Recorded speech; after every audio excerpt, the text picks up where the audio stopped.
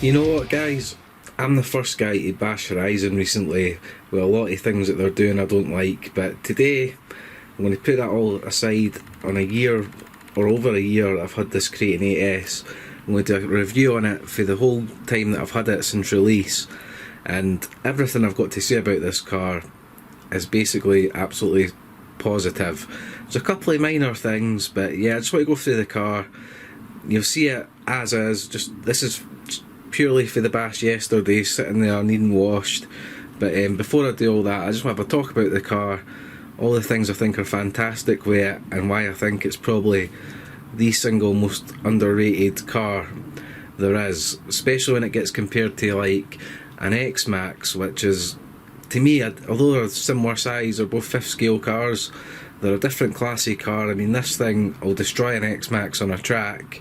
Maybe not extreme jumps, but it handles better, it's more of a truggy than a monster truck, and yeah, it's just absolutely superb. So let's go through the car and all the things I like about it, and like I say, the one or two things I think they could probably improve on in later models that come out of this. Right, the first thing that I really like about it is probably one of the most controversial, and I'm probably getting a lot of people disagreeing with me on this, and I really don't understand why, but I love the ESC motor combo in this car. I think it's great. A lot of people say it's underpowered, but I think it's a gearing issue more than the ESC motor being underpowered. I mean, it's not a car that really should be going much over 50 mile an hour. It's absolutely gigantic. It's a lot of weight, and for what you get for an RTR car, this ESC for Spectrum, yeah, no complaints whatsoever. Never let me down, never had any issues. It's got good adjustability, punch, braking, just lots of different things you can do, up your voltage to your steering servo, things like that, so I really can't complain about that. It comes with a little cat pack on it, which seems to be a standard for Horizon now on the cars. I think on the earlier Arma models with the BLX systems, that's one thing they did miss, and I think that was how a lot of ESCs started burning up. But this one, I'm running stock gearing right now. It's always cool, never gets hot, motor never gets hot, and that's for a lot of running. Yeah, I really do like that, so that gets a thumbs up for me. I think it's perfect for the job, to be honest with you. I know a lot of you guys will disagree, but from my point of view, it's more than what I need, that's for sure. Moving on for that to probably my biggest negative of the car. It's nothing drastic, but this is a spare one that I picked up on eBay. I think I've seen it on really cheap, and I thought, you know what, I'll just grab it just for a spare in case, because obviously if you have a big crash, roll your car, you can kind of break your servo. But the Spectrum servo, the S905, as big as it looks, it's not powerful enough for the car. I mean, with big wheels the size of these, this thing isn't fast enough, and it could do with another 10-15 kilogram of power. So it's something I've not upgraded yet, because mine's not broke, and if it does break, obviously I've got this one. But yeah, the servo's probably the biggest letdown on the car. God, this car is looking really dirty when I'm looking at it here right now. I'll be having a lot of fun with it. But yeah, servo, that's probably the only thing I don't like majorly. It could be improved a lot upon. Obviously it's been a V1 model as well. Originally people were saying the chassis were bending, which I never got, but to be fair, at the time I wasn't jumping it as high as what I do now. But what you did get for them at the time, here in the UK anyway, for Logic RC, I'll just get you a better view. It's pretty fast. They came up with an upgrade kit, so you got this chassis brace here, because obviously the chassis narrows here at the back end. You had the one single bar going across here, which they gave you a split bar kit, and basically it strengthened the car up a lot more. So with all the big crashes and jumps I've had, it'll be hard to prove on camera. I'll turn it upside down and get a ruler, that'll be the best way, but that seems to have solved any issues that were known with that for me. The chassis seems straight as day one for having the car. So I'll just get a ruler to confirm that. I'll show you that quickly. Here we go. Honestly, this car is dirty, but it looks so much dirtier on camera than it does in real life.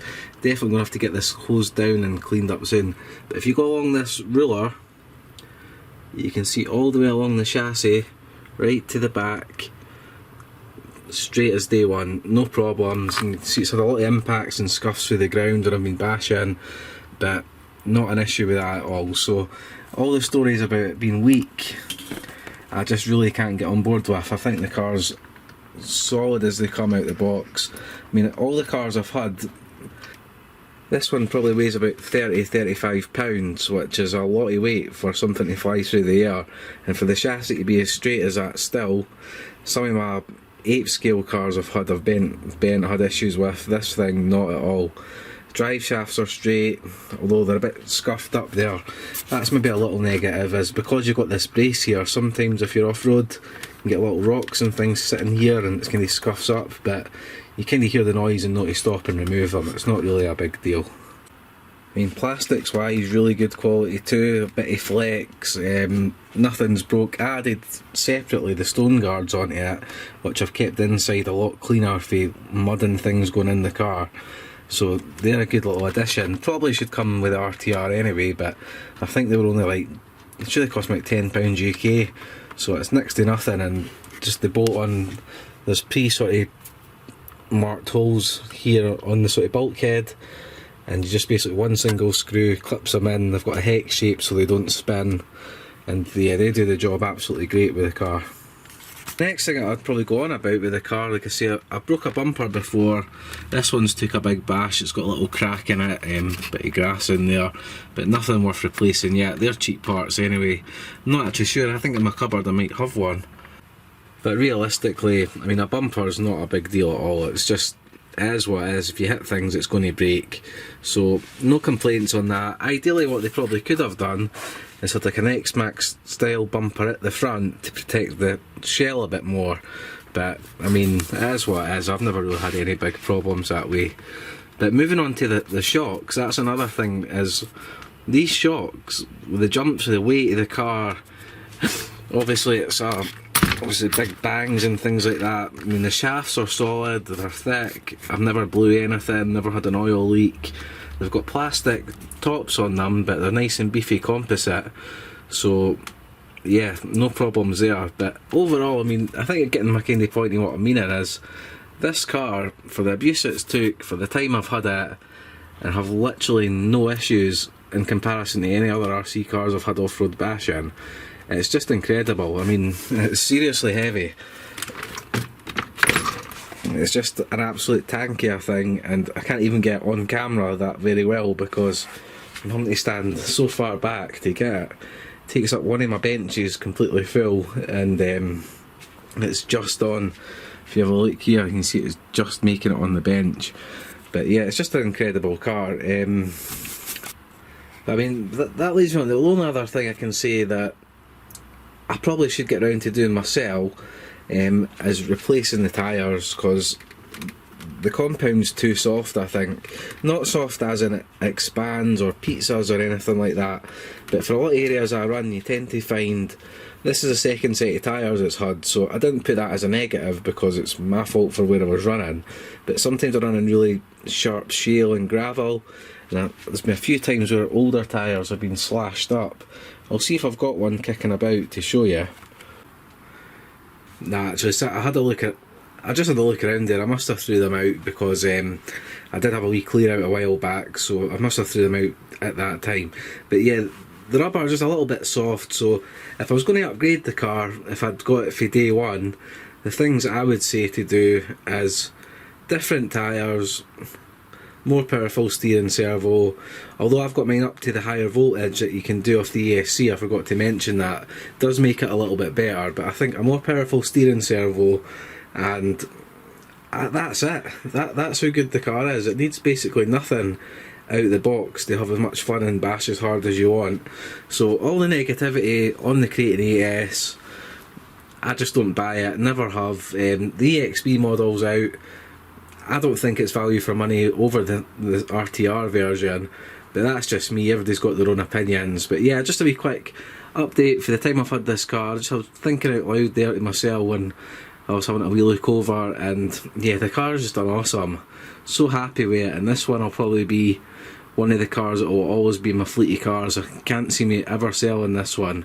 I've got things like my Infraction I'm going to sell, and possibly my Traxxas Spartan. I'm thinking about selling that and getting another boat. But besides that, this car I know for a fact will always be one that's like my flagship model. I just like it that much. So yeah, I hope you enjoyed that little video. I'm not sure it'll come together because I'm just ranting on in my hut just well I'm playing about with my RCs. So hopefully you enjoyed it. If you did, leave a comment. If you didn't, a thumbs down, whatever. It doesn't really bother me. But yeah, I'll see you guys soon in another video. Just wanted a wee quick talk about the KRATON 8S and why I think it's absolutely superb. See you later. Bye out. Bye.